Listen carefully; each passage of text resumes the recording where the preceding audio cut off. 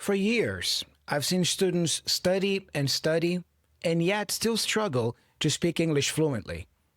The truth is that many learners are working too hard on the wrong things. After 2 decades of teaching, I've learned that fluency comes from doing a few key things right, not necessarily doing more. So, in today's episode, I'm going to be sharing here some uncomfortable truths with you, but I believe that will help you learn English faster than you ever thought possible. So, I'll be listing 7 reasons why this happens, why some people, despite studying for many years, still cannot become truly fluent in English. Let's get started. Hey there, how's it going? Thiago here and welcome to another video. I am a certified Cambridge English teacher and I have been teaching this language for 20 years. Welcome to the channel. So the first reason why some learners never become fluent in English despite years of study is the discomfort of feeling funny. The discomfort of feeling funny. That is the first obstacle. The moment speaking starts to feel uncomfortable, you start feeling funny or silly or stupid doing it, you give up or you don't try as hard. You know, I had a student once, let's call him Alex. He was super dedicated and wanted to sound more natural in English. So I suggested shadowing a scene from The Office. The other day in class, he came back and he told me that he felt so silly repeating the lines from the show. It was like he was putting on a performance, a show. He felt fake. He couldn't get past that feeling, so he stopped doing it. But look, this is just like learning to dance. When you first start learning to dance, your movements feel awkward and unnatural. You might even feel a little embarrassed, but that discomfort is a sign that you are growing, you are developing. If you stop the moment you feel a little silly or stupid, you will never learn the steps. You have to push through that initial awkwardness to find your voice, to find your rhythm in English. And remember this, I've already shared this before. Whenever you are trying to improve your pronunciation or speaking in English, if it feels uncomfortable, if you feel fake, if it doesn't feel like you, that's good. That's good. You are developing your own persona in English. I'm not saying that you're going to lose all your essence and identity. That's not going to happen. Don't worry. But also embrace some of that new you when you are shadowing, improving your speech. That is a good sign. Don't stop. But many learners, when they start experiencing that discomfort or that fakeness, they give up. That's one of the reasons why they never become fluent in English. The second reason is the yeah, but excuse-a-thon. The yeah, but crowd. Oh yeah, there is a specific group of people, a specific group of learners who I call the yeah, but learners. These are people who always have a perfect excuse ready to go. Yeah, Thiago, I know I have to improve my English. I know this is important, but I'm too busy with work. Yeah, but I don't have anyone to practice speaking with. Yeah, but my memory is terrible. Yeah, but I'm too old to learn English. Yeah, but I don't have the skill or the natural gift to learn languages. Yeah, but that's not how I speak in my first language, so why would I learn that in English? And on and on and on. I could list here hundreds, thousands of reasons that usually learners give as excuses not to take their English to the next level. This is the equivalent of a cyclist who wants to win a race but keeps saying, yeah, but my bike isn't expensive enough. Yeah, but the road is too bumpy. They focus on the obstacles instead of finding a way to ride around the obstacles. They're so busy explaining why they can't improve that they never actually try to. And that is a huge deal, guys. Listen to this closely, okay? Whatever you focus on expands. Whatever your brain, your mind gives more attention to expands. So if you spend all this creative energy and brain power you have been spending with excuses, if you directed that energy to actually productive steps and study and practice to get your English to the next level, you will be at a different level nowadays for sure, you know? But you are just directing your brain power, your energy to the wrong thing. I mean, human beings can be incredibly creative when coming up with excuses. We can come up with thousands of excuses not to do something.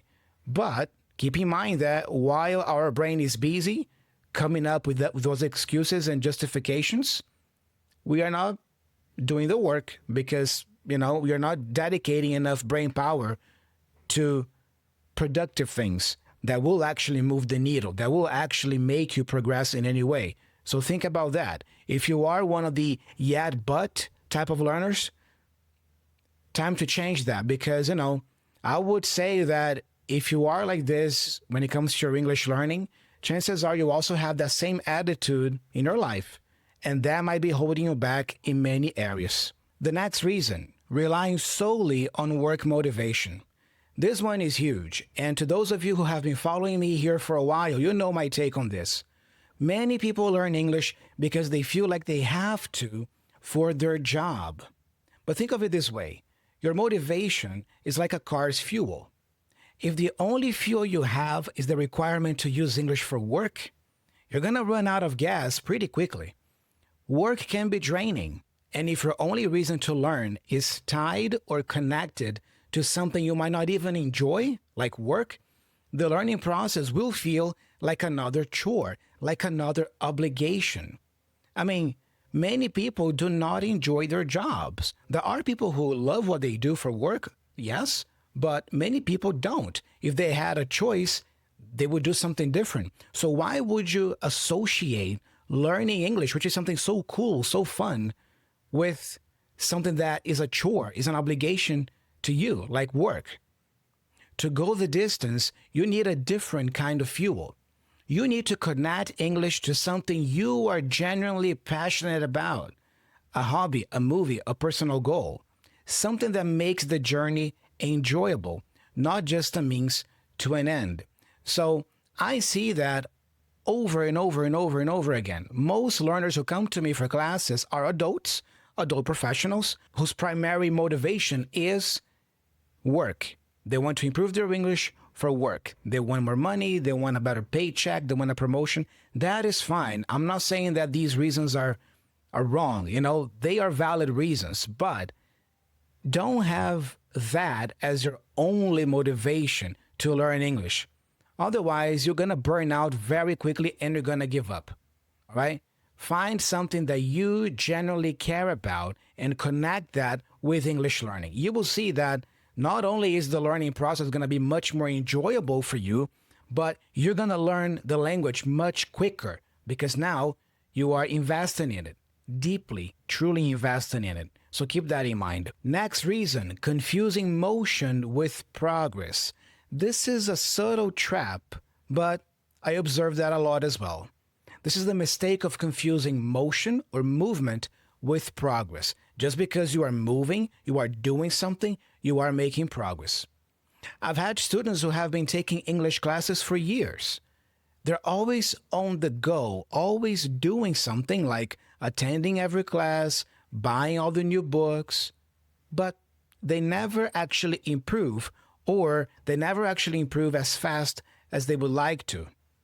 So this is just like a hamster on a wheel. You know the hamster on a wheel? The hamster is moving constantly, but is not going anywhere. You can attend class and passively absorb information, yes, but if you don't actively practice and review what you learn, you're just in motion, not making progress. True progress comes from applying what you've learned and making it a part of your life. For example, last night I was teaching a group class focused on business English, English for work, and in last night's class, we learned a lot of useful phrases you can use to politely disagree with people at work. For example, I see what you mean, but I know where you're coming from, but can we look at it from another angle? You see, phrases like that. Very useful phrases that you can use in your everyday conversations at work. Yeah? But here's the thing. Just coming to the class and being exposed to that set of phrases won't be enough. Now the learners need to review those phrases and actively try to incorporate them in their own English, in their own daily routine. Otherwise, they're going to forget it. You see? So remember this, okay? Motion is not the same thing as progress, all right? True progress comes from applying what you've learned and making it a part of your life, all right? A similar thing can be said about YouTube. If you only spend hours on YouTube watching English learning videos and jumping from video to video, from teacher to teacher, from channel to channel, it makes you feel like you are doing something. Oh, I am learning English. I am making progress because I'm watching all these YouTube videos about English learning and getting all these tips, but you're not really learning. Yes, you are absorbing useful information, but what you do with that information after seeing the video, that counts, all right? So ask yourself this question. How many YouTube videos have you already watched about English learning? And how much of the advice, the tips, the information have you actually applied so far? Think about it. Motion is not the same as progress. Next reason, not connecting English to your interests. This is a little bit connected to only studying English for work. Here's a simple fix that so many people miss: making learning English enjoyable. I once had a student who was obsessed with basketball. He'd watch games and analyze player stats for hours. That was his hobby. Once he started reading basketball articles in English and watching interviews with his favorite players in English, his vocabulary just exploded because he was so engaged that it didn't even feel like he was studying English at all. So if you can find a way to make your language enjoyable, you'll be much more likely to stick with it and improve faster than you think. The next reason is overdependence on external tools. We live in an age of amazing resources, but that can also be a trap. Many people become overdependent on external tools. They're always waiting for the perfect teacher to come along, or the magic course, or the next breakthrough in AI that's going to enhance English learning. This is like a chef who blames a dull knife for a bad meal. A good knife helps, for sure, but a great chef can make a fantastic meal even with a basic knife. The real power is in their hands, not in the tool itself. I am a musician as well, as most of you know. I play guitar, right? So a true musician is able to make music, to play good music with any instrument, regardless of how expensive or how cheap the instrument is. A true guitar player is able to play well on a cheap guitar and on an expensive guitar. It doesn't really matter, all right? Because the music comes from you, all right? So think about it this way. Your teacher, the books you use, the apps you use, the AI tools you use, they are just that. They are tools. The real work is on you. You have to take ownership and responsibility for your learning. Just having the latest tools won't be enough. And that actually connects to reason number 7, why some people never become fluent in English despite years of study. Not getting the basics right. Some people get so busy or trapped with worrying about resources and methods and tips and hacks that they're not even getting the basics right. So if you don't get the basics right, doesn't matter what the latest hack for language learning is, what the latest YouTube channel tells you to do. It's not going to work. That's the most fundamental mistake, not getting the basics right. What are the basics? Let me tell you. Regular exposure, active recall, active practice. That's it. If you're not getting these 3 pillars right, these 3 basic things right, you would never become truly fluent in English, right? Think about it like building a house. You can have the best blueprint and the most expensive materials, but if you don't build a strong foundation, the whole house will fall apart. So that is the foundation to language learning. Regular exposure, that is about listening to English and reading English every single day. Regular exposure to the language. Have you been listening to English every day? Have you been reading English every day? If not, you are already failing at the basics. The second pillar, active recall. This is about actively trying to remember new words and phrases, not just reread them. Yes, it's okay for you to reread them on a list and review them, but not just that. It's also about actively trying to remember them without looking at the list. What was that word that Thiago used in the last video again? What was that question that I learned last class? You see, actively trying to remember the information you are exposed to. And the third pillar is active practice. That's extremely important. You have to use what you've learned by speaking it and writing it. Information for information's sake won't serve you. You have to apply the information you acquire. And how do you apply it? By actively producing something with it. All right? So if you learn a new expression, actively speak using that expression. If you learn a new word, actively use that word when you write your next text. You see, it's about production, not just passive consumptions. These three pillars aren't optional steps. They are the foundation to fluency. So if you're not getting these right, go back to the basics. Make sure you are gaining regular daily exposure to English.